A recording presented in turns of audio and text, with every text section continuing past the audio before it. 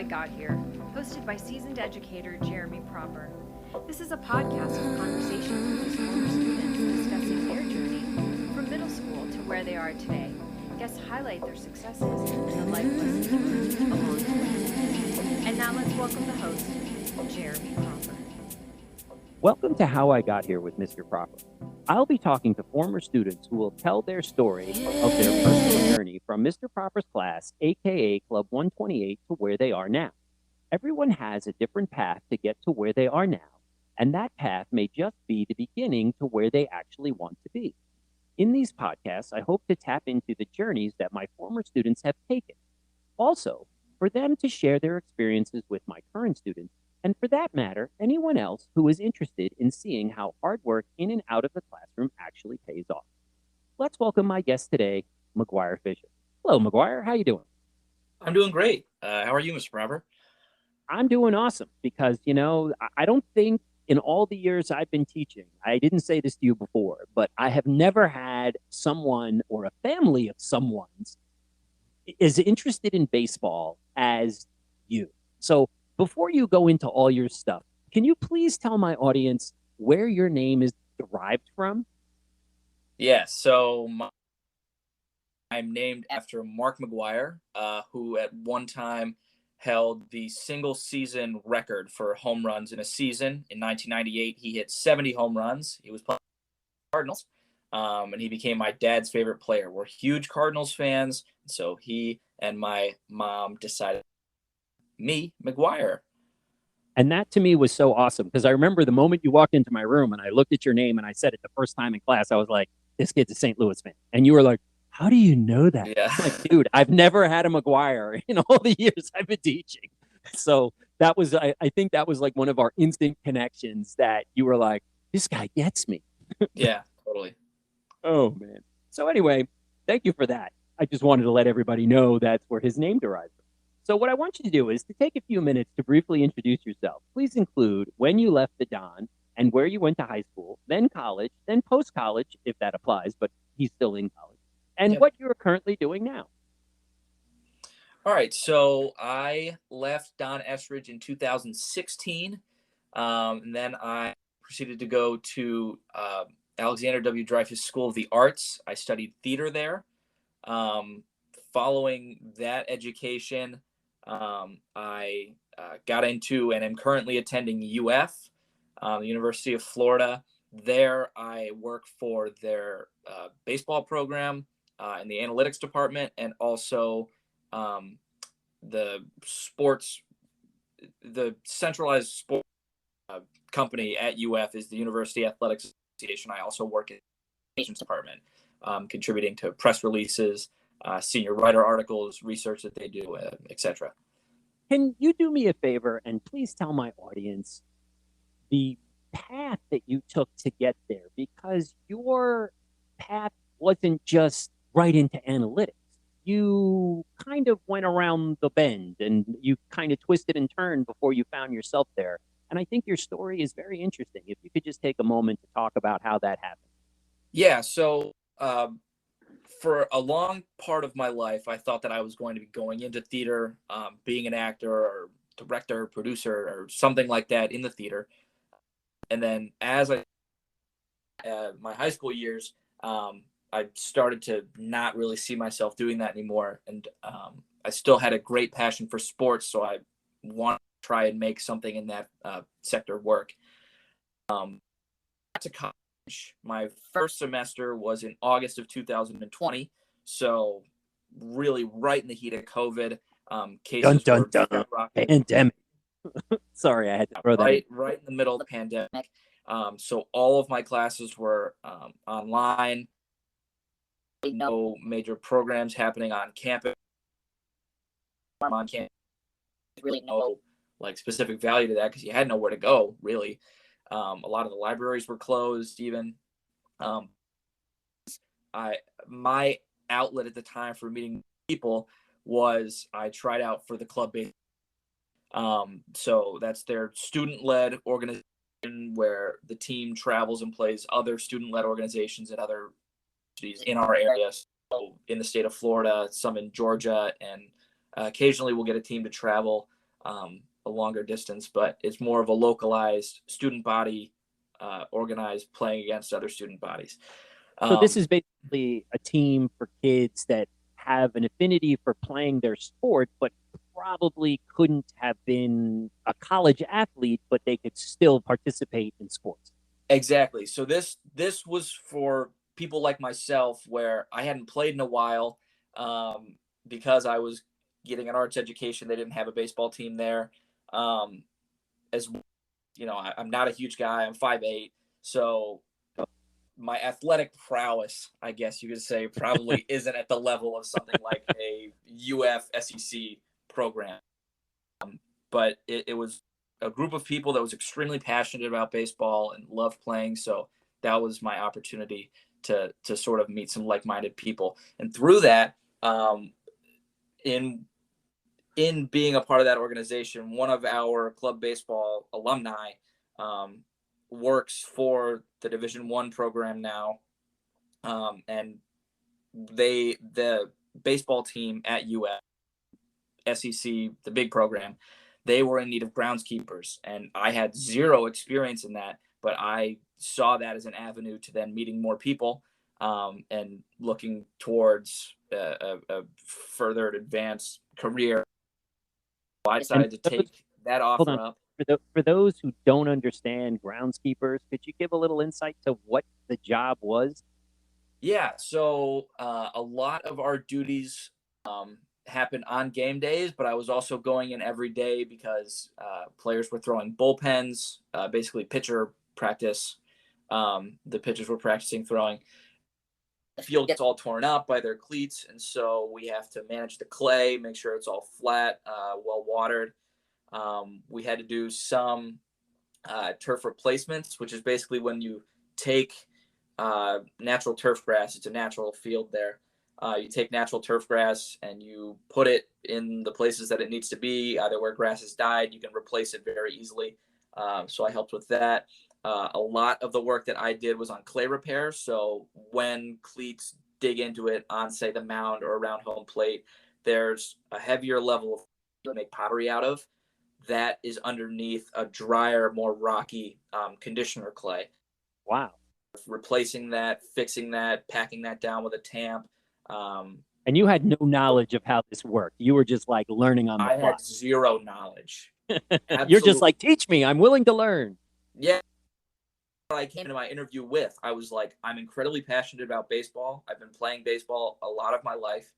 And I'm also a quick learner and a hard worker. So, you know, if you hire me, you won't be disappointed. You'll just have to teach me a little bit at the beginning. Right. That's awesome, though. You took a passion and turned it into a job and turned it into something that you're like, I don't know what I'm doing, but it gets me out on the field. I'm hanging around with the players. I'm doing this, I'm doing that. And I learned a little lawn maintenance, basically. Exactly. That's wow, that's so cool. But then, like you were saying, like meeting all of those new people, through that, I was able to connect with their director of analytics. His name's Zach Cronin. He's my boss.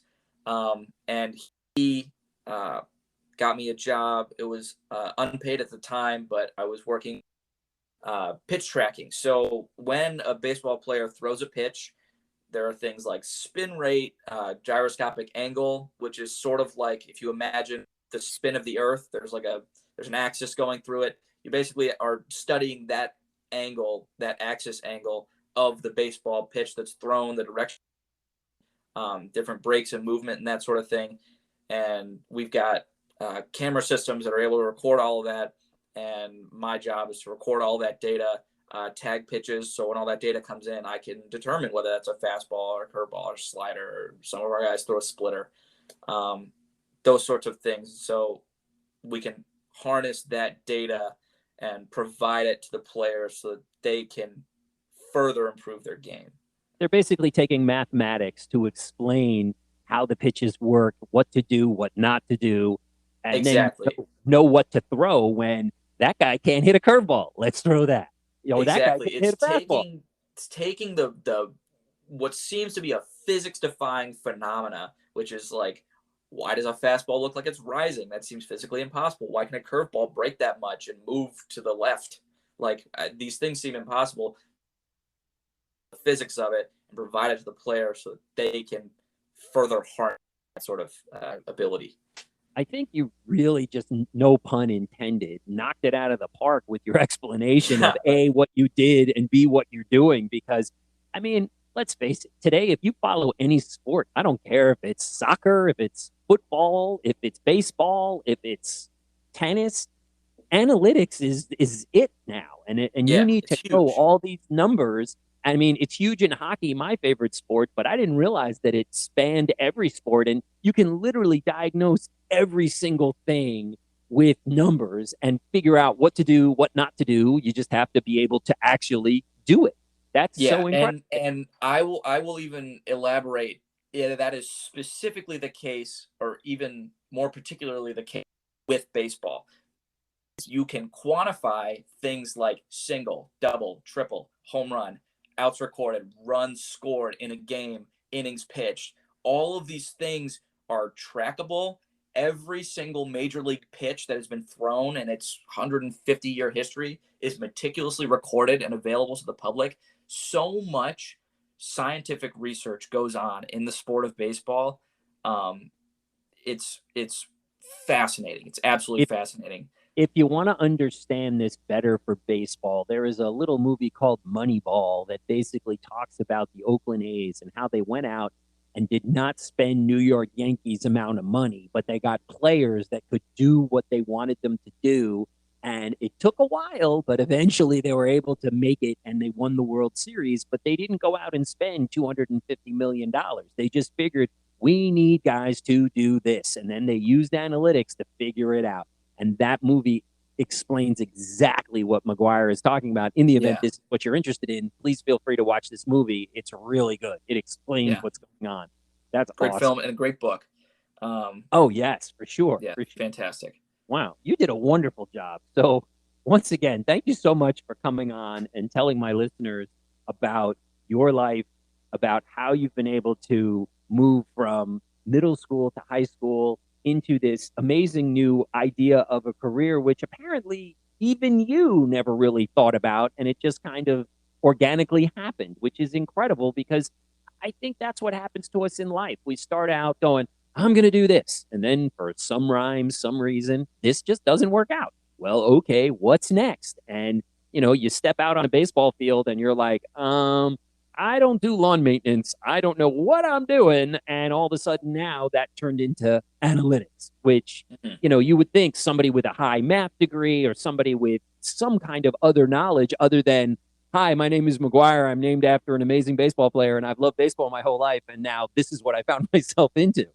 Yeah, absolutely. And there are some things that, you know, you talk about like developing yourself professionally and like you were talking, there were a lot of things that I didn't know even when I got this position. I had to learn those things. So I am Rapsodo pitching certified. So it is a company that makes those sorts of camera systems that I was mentioning. So like I had to get that certification to understand how those sorts of physics acted on a base. All of those sorts of things. It sort of increase. Sometimes you'll hear people talk about like human capital. Right. It was actively trying to make it more valuable by learning those sorts of skills. And as I tell my students all the time, then unfortunately you had to take tests in order to pass to get these certificates. And that's what life has become these days. It's testing to prove you have the knowledge to understand how to operate. And I'm just assuming this is probably a very expensive machine. Yeah, incredibly. Yeah, it's quite an expensive machine. So they're not just going to hand it over to some high school graduate who's going to college going, here you go, figure it out. Yeah, you kind of have to go and really be proven. And that's what it is. But again, you took the time because this is something you wanted to do, as using your own words, to be more marketable. So people would take you more seriously, not like, okay, I don't know how to use that thing. So now I'm limited to the ceiling of what I can do. Now it's, oh yeah, sure, I know how to do that. Here's my certificate. That's incredible. And you know, I've still got a ton to learn. Like I don't really have that much of a programming background, and a ton of this research nowadays gets done through programming because you get all these thousands of data points You have to figure out a way to sort through all these things to get a definable and valuable, output. So does that So mean that most people who do this are engineers? a lot of them have some background with Python or R, which are coding languages. Where did this drive, or when did this drive for learning for McGwire start? Is there a point that you go, this is it, I can remember? Definitely happened for me in middle school and being at Don Estridge. It was one of the first times that I was in a very competitive environment, in a learning. I remember Miss Bravo's class. She taught 7th grade science. I don't know if she still is teaching there. He's still there. Still Great. there. Yes, Miss Bravo. Yes, her class was a real challenge for me, but enjoyed. But you came out on the hard. other. Because a lot of kids, they just don't understand why she has to be so difficult. And I'm like, she's trying to make you better students. She's trying to make you understand that not everything is going to come easy to you, and you actually have to work for things. Yeah, exactly. I could win at. I'm a pretty competitive person, Yes, you are. Always Yeah. have been. I remember that. Yeah. Were there other people that turned that light bulb on too? Yeah, Miss Adamo, teachers that really into places where sort of uncomfortable in a learning sense. Like I would get things wrong, and there was really not a ton of room for. It wasn't a very forgiving class, and so I really had to put the work in, study hard, to let us use a big note card on the grammar test. So it was figuring out what information I needed on the card, what could be on the test, how could learning how to succeed in the class, not just learning the material. That was the time that I really had that sort of revelation. And I'm sure you kept that with you throughout your educational process. It wasn't just kind of like, okay, I'm done with that class, I don't need that anymore. You're like, hey, that's a useful skill, and I need to keep using that. Absolutely. And like I mentioned, I went to Dreyfus for studying theater in high school. That was an incredible experience. I did theater all in middle school. Is so fantastic. The teacher at the time, Sue Cohen, she's since retired and then unfortunately passed away, but she was incredibly influential in my life and in my ability to problem solve, because I did a ton of improv in her class. Never before had I had to memorize so many lines, but so many of anything. Right. Cues, where to stand, what to do. She was such an influential person on anyone's life that she touched. Like, she was amazing. She did it for me. She was an amazing human being. And like I say, whenever her name comes up on the podcast, I don't think I'd be doing this if it wasn't for her, because I always hear her voice in the back of my head, like pushing me, do this. It's going to be good. Do it. Like, she was the queen of positivity. She just never saw anything going badly. She was always just so positive. And yes, as much as you say as a kid, now as an adult, grown up, she was as much of an influence on you as a kid as for me as an adult as well. She was a wonderful. She was incredible, and being able to facilitate that sort of arts influence absolutely changed as a student. We talk about like STEM, like science, technology, engineering, and math. I've heard a lot of incorporating art, like different arts, into that sort of, which sounds sort of counterintuitive. You wouldn't put together like theater and mathematics or anything like that. But a lot of people don't see the value of art. And I was very fortunate to grow up with art background. My mother was a K-12 art teacher. She went to Fashion Institute of Technology in Manhattan. And I was very fortunate growing up 10 minutes from New York City. From the time I could open my eyes, I was brought to museums, and I can't wait to go to new museums. I can't wait to go to places around the world and see art that I've never seen, because it doesn't leave it. And people who don't understand that, they just don't get it.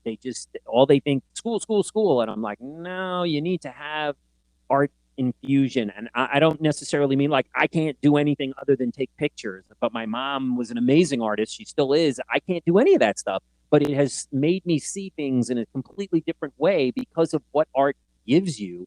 And art's been around since people have been around. Like, people have been doing Exactly. drawings of their hands or whatever it is that they see. I mean, we still find cave drawings today that are thousands of years old that people put in a cave and nobody ever knew about it. And then all of a sudden they're like, hey, what's this? It changes the way people think. And it annoys me when people are like, oh, why do we have art curriculum? I'm like, but PE is more important? Like, come on, no.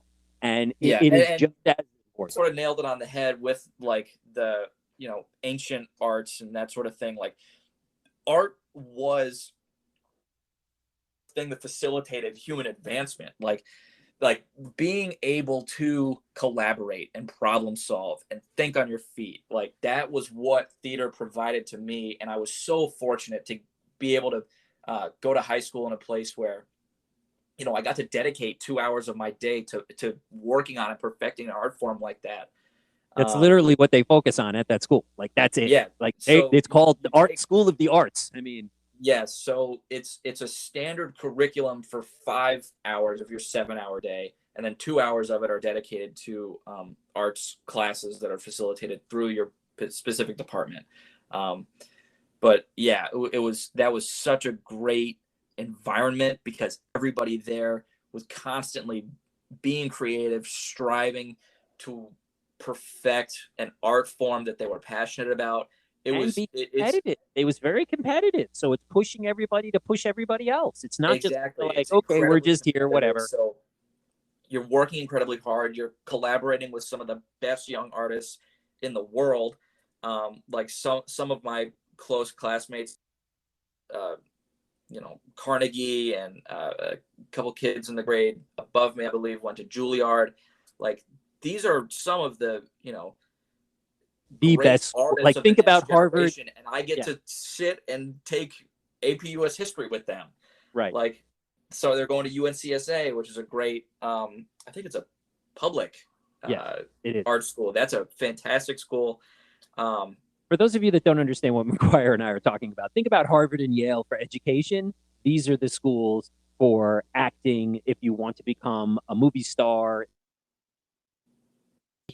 that's where the majority of these people, if you were to go look them up on IMDb or however you say it, I always mess it up, they will tell you that they went to these schools. These are the preparatory schools for people who want to have this as their career, as a job that you're going to see on the big screen sometime in the future.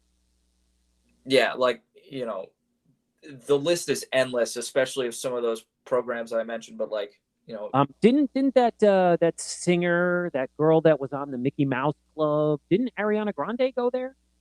Yes, Ariana Grande. No, I think she went to American Heritage, but she's from this area. And what's the middle school? Then she went to Bach. She went to Bach. Yeah. That's it. But still, that's just the middle school version of that. Yes. Yeah. Very similar. These are the people that they go to these schools, and this is the direction that they go in order to fulfill what they want to do with their lives. And you want to go to the best school for education, Harvard, Yale, Princeton, MIT for math. This is where you go if you want to become an actor. That they're teaching you all the skills from comedy to Othello. You're doing everything there, and you're getting a taste of what it is that you need to learn. Yeah, but I mean, you think about, what we were just talking about with how valuable those things are to just normal educations. We had over 10 students in a graduating class of a little under 400. It might have been more than 10. They go to different Ivy Leagues. A huge portion of our graduating class now goes to UF.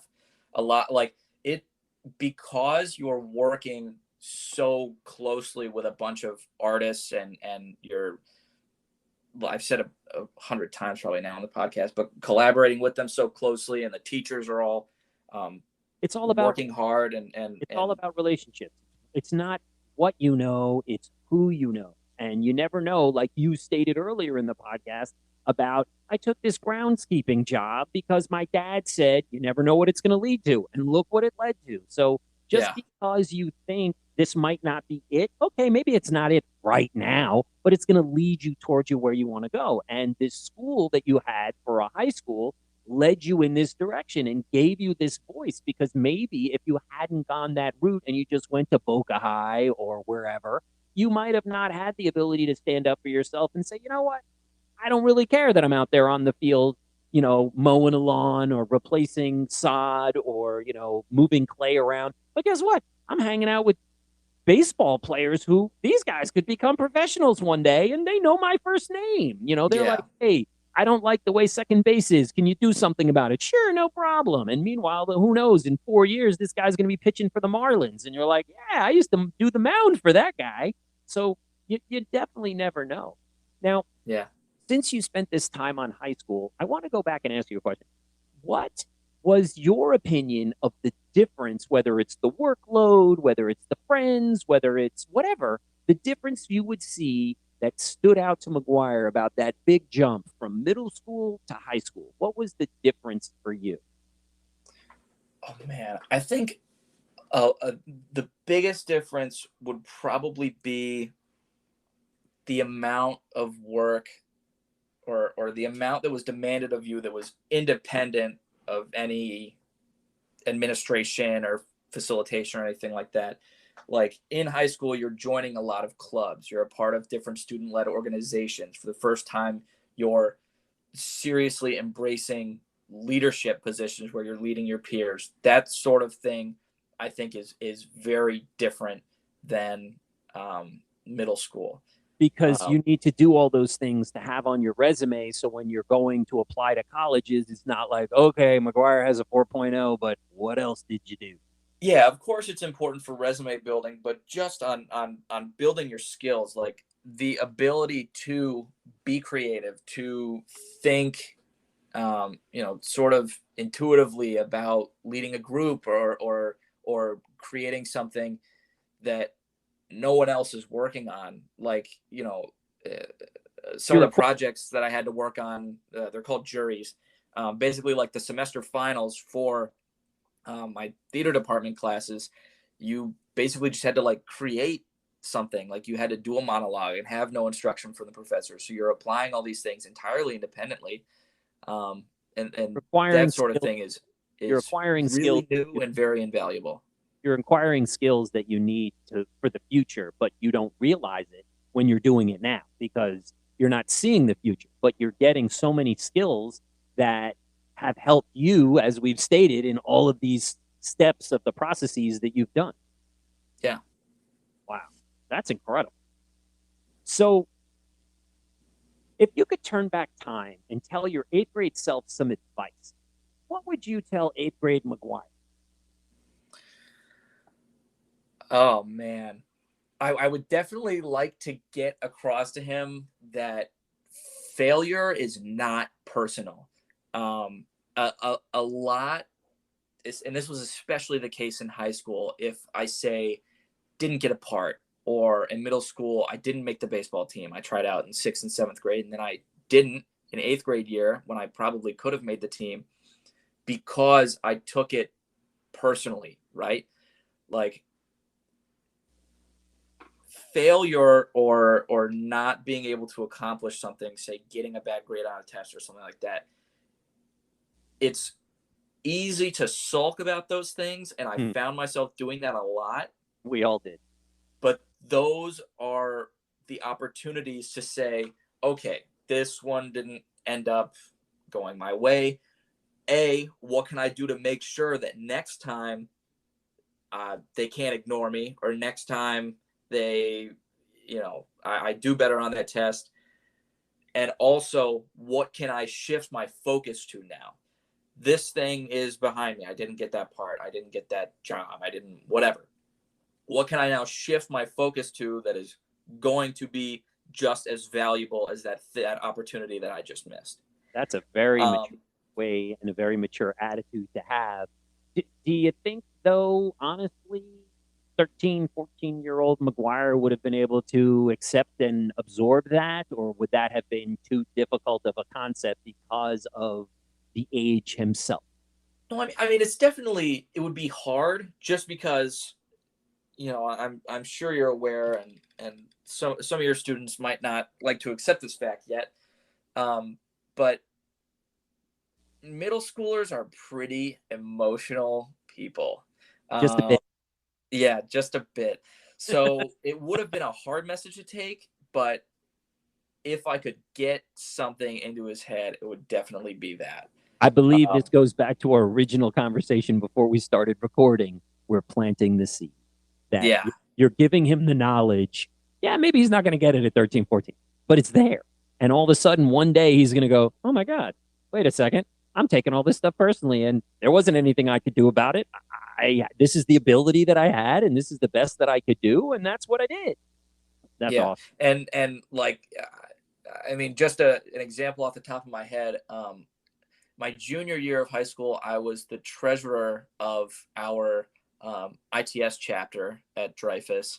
And then I ran my senior year for vice president, and I didn't win that election as somebody who had just been an officer previously and then running for a higher position. I didn't get the job or whatever. I took that so personally. I was so upset. But yeah, you put yourself out there. You did it. Exactly. I put myself out there, and that was one of the first chances where I was like, what can I do with my time now to better myself? So I was able to, work real hard and get a role in that spring's play. And I was able to work really hard and have an incredible essay, get great, or improve my college acceptance test scores. And I could focus on my classes. I could get ready for college in a way that I am now able to, because I have this free time. Like, because you were looking at it from the positive, and you just Yeah. reminded me of my high school experience, and I haven't thought of this in a very long time. And you just reminded me of something that I haven't thought about. I was inches away of running for, I want to say it was either vice president. I don't remember. It wasn't president. It was either vice president. I just remember that the girl at the time was, whatever the position was, that in 9th grade, in 10th grade, and by 11th grade, no one ran against her, and she ran unopposed. And I was like, don't we live in America? Shouldn't somebody run against this person? And all my friends are like, that somebody should be you. And to be perfectly honest, I'm not even going to have you guess, but the reason why I wouldn't do it is because I had to do a speech in front of the whole school. But guess what? It was over the loudspeaker in the PA. I didn't have to get up in front of the whole whatever grade, 11th grade, and say the speech. All I do was get in front of a microphone and say it. And I was not mature enough, or I didn't have enough whatever in myself to get up and do it. And like, I just still remember how upset I was. Like, how does this person run opposed? Even if like a carrot ran against her, at least somebody's running. And all my friends are like, that somebody should be you. And to be honest, I think, unlike you, I let my fear of the speech and I let my fear of losing stop me from doing it. And to tell you from my perspective, I'm so proud of you that you did it. I don't care that you lost. I'm more proud of you that you did it, because I never did it. I never even had, I refused to put myself out there to have that agony of defeat. I never had it because I refused to do it. And I'm telling you that I'm proud of you that you did it. And to me, I'm more proud that you did it than whether you won or lost, because I never did. Yeah. And I think that something that's important to take away from that is, don't take it too personally, because, that was, I guess, 4 years ago. Like, I took place, around this time 4 years ago. And I'm sure you're still not wallowing in your mire about how the fact that I haven't even thought about it probably in the last 2 years. There you go. Like, so it's not important. I've moved in my career so far past that. But it made you a better person because you did it. And that's what life is all about. Taking the chance. Look, that person you may like, they're never going to know that you like them until you ask them out. They may say no, but at least you know. And now I can move on to someone else, or they said yes. Let's go out on a date and see where this goes. You took the chance. And that's what life is all about. I learned that lesson so many times before I figured it out. Like, I not learned it, I had to learn it so many times before I figured it out. And so many times it always would have been, well, if you just would have asked, and I'm like punching myself in the face, like, why didn't I ask? Because we're afraid of things and we don't want to take that chance. I've always, not always, but in my adult life, I've tried to live the adage, it's better to know that the answer is no than it could have been yes if you just asked the question. And you did it.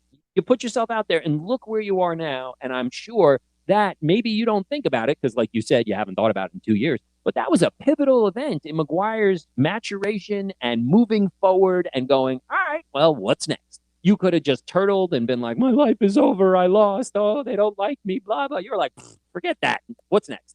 And that's what's so amazing. And you didn't let this one bad thing turn out to be a bad thing. In essence, you flipped it on its head and turned a bad thing into an awesome thing. And I am so proud of you for that. What was your most challenging educational experience, and how did you overcome that challenge? What did you do that actually helped you? So, like, was there something where you were just like, oh man, I am stuck? And then how did you get over it?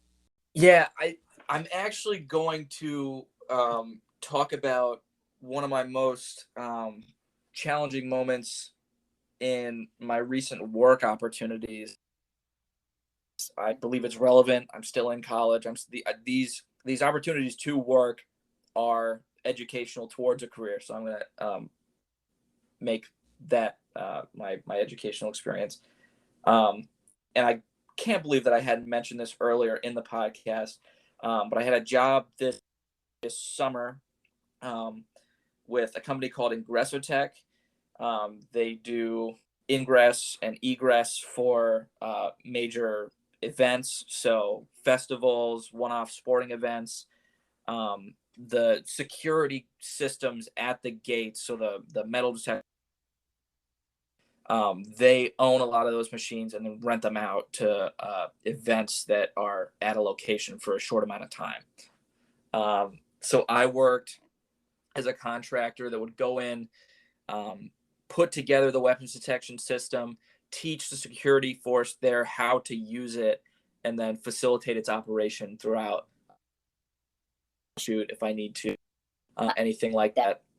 And I was working a job in Wyoming, and my boss knocked on my hotel door and was like, can you come out and talk to me for a second? I was like, oh my gosh, should I just get fired or something? That's never a good sign. Yeah, it's never a good sign. And he said, how would you feel about going to LA tomorrow? And I was like, La La Land, I'm in. Let's go. I mean, yes, sure. Why? Yeah, really. Yeah, that's a better question. Why? What do you need me to do there? Why? And it was because one of the executives for our company was supposed to work a job at the Rose Bowl, the Real versus Juventus game that took place in end of July, I think. And they needed somebody to go because he had just caught COVID. And so he wouldn't be able to work the event. And there were 30 gates to set up. And I, having done this job for the summer and set up the machine so many times, run the con op so many times, they trusted me to do it as a 20-year-old, which sounds I was going to say, silly, wow. But as a 20-year-old, that's unbelievable that they would have the thought that, okay, this guy can do it. They sent me out there. There was one other person that I was going to meet out there. His first job working for the company, so I had to teach him what to do too. He was kind of just. So you're teaching somebody else how to do the job, and you're a 20-year-old punk kid going, "Okay, this is your professional job, but I'm going to show you how to do it." Yeah, so I'm, obviously horrified. I take a 2-hour, I think, Uber to LA, and then I show up at the Rose Bowl with my suitcase, like. I just have to get to work. I arrive at like probably 10 a.m. and the game, like the gates open at 6 or at 6:30, I think it was. Lots of time. 30 weapons detection units, all of the tables surrounding the con op for looking in the bags for. How many people are you in charge of? Well, I wasn't really in charge of a ton of people, but I had to teach, I think it was People set all this stuff up. 250 to 300 security guards how to run our system. Oh my So I was just gosh. going from station to station after I'd set up all these units. Okay, so this is how this works. Next. Yes, teaching them how to use the systems as there are 85, 90,000 people lining up to enter. Right. Dying So- to come into the Rose Bowl, which seats, I think, 100,000. Yes, yeah. So as we're like 30 minutes out from gate, and they start, they're not working functionally. Malfunctioning. Oh, gosh. They're not working properly. So I'm like, oh my gosh, I'm going to get fired. Something is going to get wrong at this event. I'm going to be on the news. This is Yeah, but that's what horrible. you get for putting a 20-year-old in charge. Come on. How could you get fired? But I was able to collaborate with the people around me. I called out some of the people that I previously worked with in Cheyenne, Wyoming. And I was like, why might this not be working? I had to stagger the system so that they're, You basically became a giant troubleshooter. But let's go back in time. All of your theater, all of your high school, that all came into play where you're like, yes, exactly. There are 80,000 people waiting for me to do this job properly. And so I have to, be a good problem solver, work, quick on my feet and under extreme pressure. But, I was able to get through it. We got everything situated by 6:30, gates open. There were no problems at the event. We broke down all the systems. And that was such an incredible learning opportunity for me, because not only did I at such a young age get an opportunity to work such a high stakes event, but, I got to meet that person who works in the industry and lives in LA. I got to meet the director of operations at the Rose Bowl. I have her phone.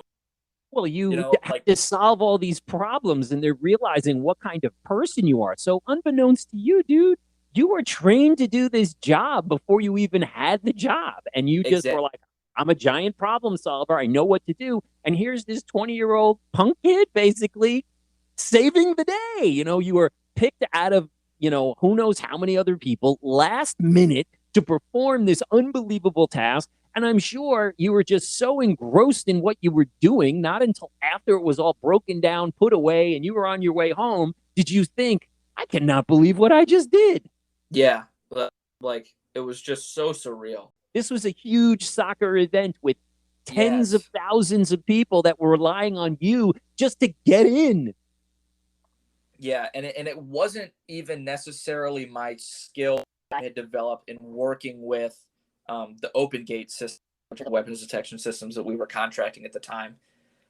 It wasn't even like my technical knowledge with them that saved me. It was my ability to problem solve, my ability to collaborate with the people that I knew could help me, working with the director of ops at the Rose Bowl, working with my boss, Paul, at Ingresso Tech. Those were the sorts of things that helped me. And those were what I had learned and developed in high school and in middle school. That's what people are looking for these days. Someone who knows how to problem solve. So whatever it is that McGwire ever chooses to do, because it seems like it's a complete 180 angle that he can go in any direction. He could sit down at a job interview when someone says the exact same question I just asked, what was the most challenging experience? Their mouth is going to drop, especially when he says, I was only 20 years old at the time when I did this. That is an unbelievable story to be able to tell at a job interview when people are like, we want to hire this guy like 5 minutes ago. And just the fact that you were able to draw on previous experiences, you were able to use other things that have happened in your life to help you move forward and solve this problem, because imagine what a calamity this would have been. This would have been national news had these people not been able to get into this game. Oh my gosh, there's a huge problem in LA at the Rose Bowl, and who's in charge? McGwire. Yeah, and I think that kind of says something about what that sector of the, how it's appreciated, because it went perfectly and nobody heard anything about it because it went perfectly. Nope. If something we're only hearing about it now. That's the national news. Right. We're hearing about it now because you problem solved and fixed it. Yeah. That's incredible. So now, after this ridiculous experience, I have to ask the question: how did you unwind? How did you like on a plane and you had to go home or go back to Denver or go back to Wyoming? But like, what was unwind? Excuse me, not rewind. Unwind time for you. Like, how did you then decompartmentalize this and go, okay, that's insane. That's the craziest thing I've ever done. Yeah. It definitely helps to have a great support. I found that through some of my friends that I met in high school. I have two best friends, Sawyer and Justin. I'm rooming with them next year. They're an incredible support network for me. I've got an amazing girlfriend. I've got, a whole group of guys supporting me and helping me. There for you when you need them. Exactly. And it's those sorts of personal connections that are going to be there for you when the going gets tough. And let me tell you from personal experience, those are the people that are going to be there for the rest of your life. Because I just recently this year got back in touch with 7 or 8 of my college friends that I hadn't spoken to in a really long time. Because you have to understand, I'm just at the beginning of social media, and it wasn't always part of my life. And to be perfectly frank, I never really liked it. And all of a sudden, one of my friends, it was a happy birthday message to me. And he's like, oh, we have this group chat. You got to be part of it. Everybody wants. And all of a sudden, we've reconnected, and it's been wonderful. And people have helped me with all different kinds of things, whether it's the podcast, it doesn't matter what it is, life itself. And these people, they may come and go throughout your life, but they never permanently disappear. And you'd be really surprised that when, the chips are down, these are the people that are going to help you. These are the people that are going to rise you up, and they're already there doing it, like you clearly said. And that's amazing that you have this network of people. And I'm just telling you from the other end of the spectrum that they're never going to go away, that they're going to be there for the rest of your life and help you at those times that you need the most. And it's fantastic that you recognize that. Yeah.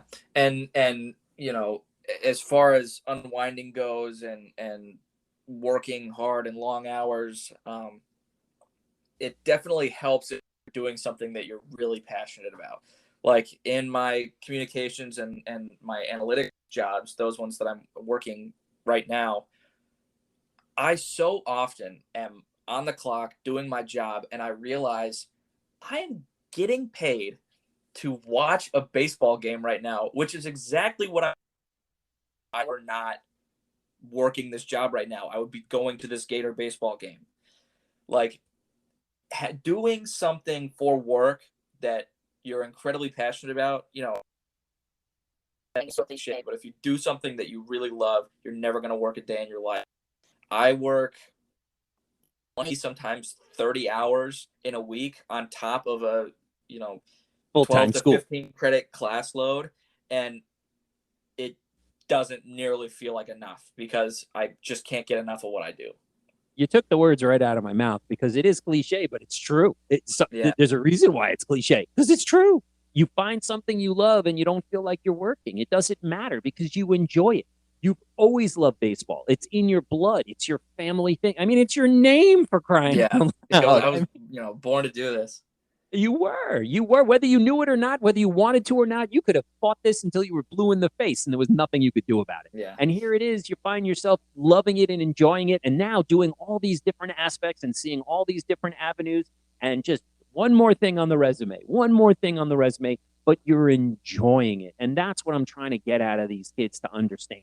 You got to love what you do, or else it's pointless. It's just a job and you hate it. If you can find something you love, like I've said to so many kids who are like you, yeah, okay, so maybe middle school baseball is where it ended for you, but that didn't mean to heck with baseball and I'm never going to watch it again and I'm never going to participate again. I'm going to find another way that I am going to be on the field, or I'm going to be adjacent to the field. I have so many kids who have done athletic training, physical therapy, the groundskeeping, like yourself. So many who are like, okay, well, maybe high school was it for me, but I want to be attached to the game somehow.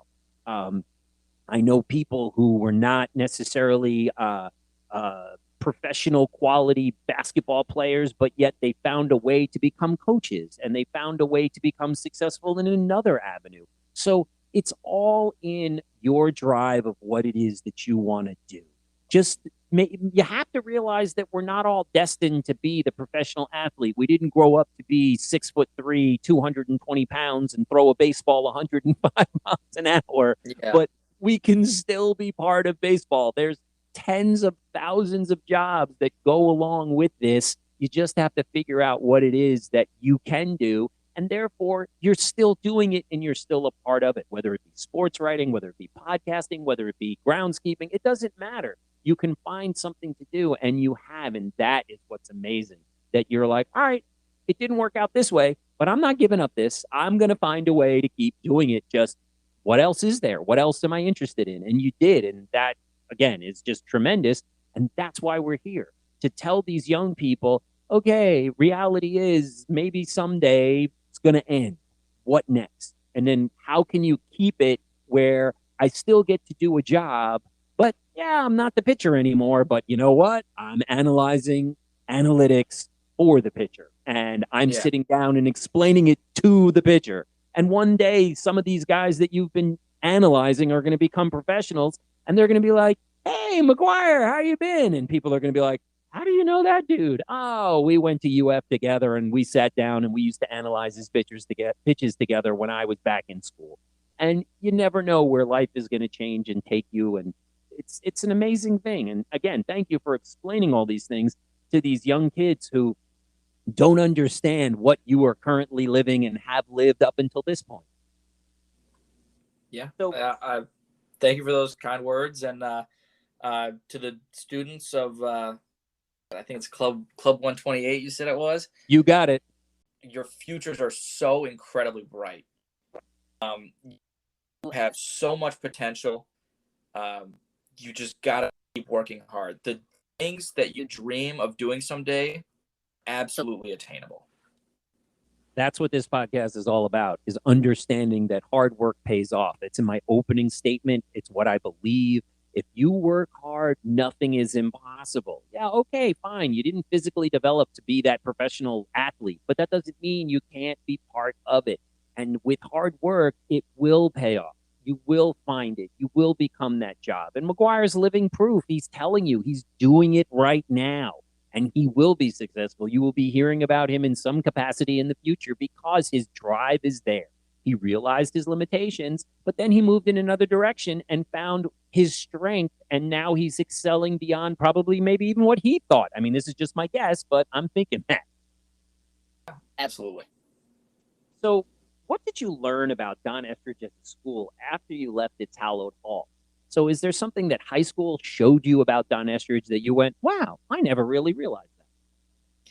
Yeah, I think it was probably how great the opportunity is to work with so many other bright young competitors.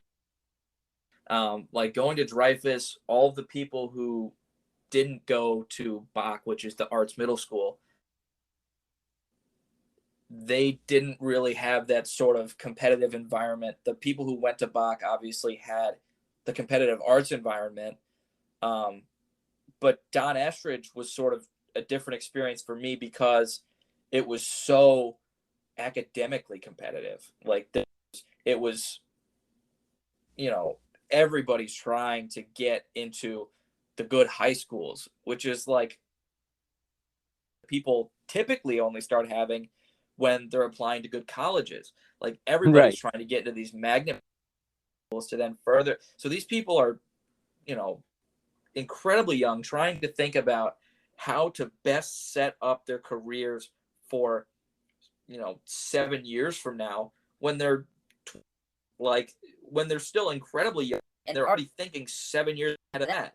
Like being in an environment where everybody's working hard and working towards really tough to accomplish goals, and they're surrounded by teachers like you, Mr. Proper, like Adamo, like Bravo, who actively are, trying their best to provide the best.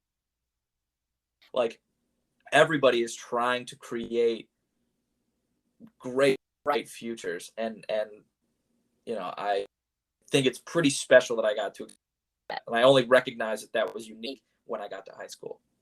Well, I appreciate that. That's very kind because that's what we try to do. Unfortunately, sometimes it falls on deaf ears and people think we're just a bunch of jerks who are trying to make lives difficult for children.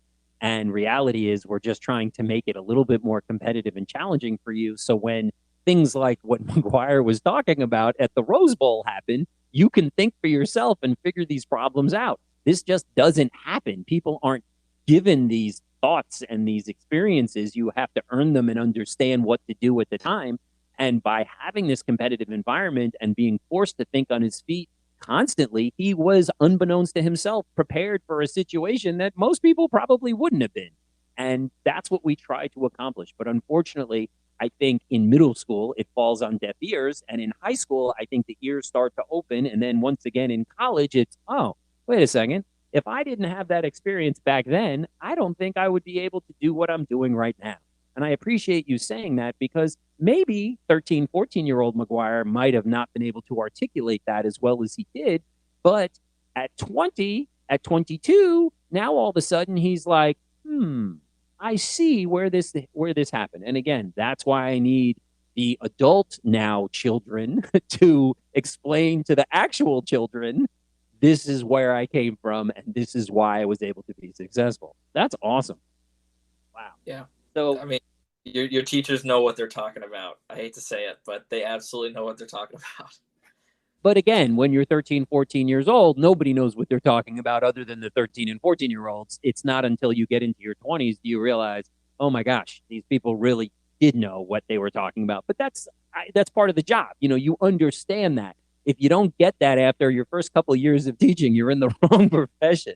You just kind of go with it. But again, that's the reason for the podcast, for people like yourself to come on and explain going, yeah, I didn't know that when I was your age either, but listen up, kiddos. This is how it goes. And I really appreciate you doing that. So as I end all of these podcasts, I love to ask the question of, do you remember who Don Estridge was? I do. I believe that he was either the leader of the group or the head engineer on the project that created the personal computer at IBM. And where was that created? Do you know?